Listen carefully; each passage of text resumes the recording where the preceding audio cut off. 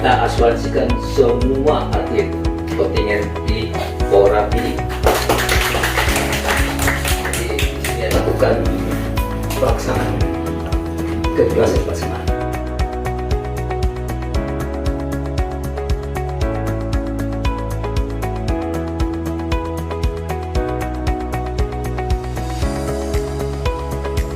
Nah, kita tetaplah muaranya, kita boleh berjalan, namun harus kita sepakat bahwa bukan berjalan berat.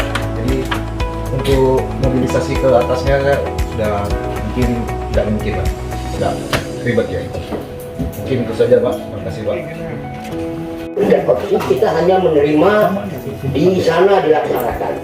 Nah, kami melihat waktu itu kita lihat, kita inisiatif bahwa kita tinjau lagi lah, tidak ada masalah, biasalah kita. Itu Teddy Usu menyatakan itu tidak layak kita pertandingkan menyangkut dengan cabur tersebut memiliki ring.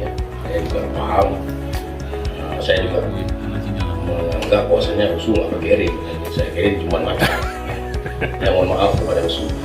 Hari ini kita sama-sama ketahui dan kita juga telah melihat sesama menyangkut dengan jadwal kita pertandingkan.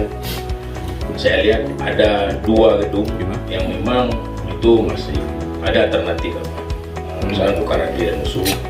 Dan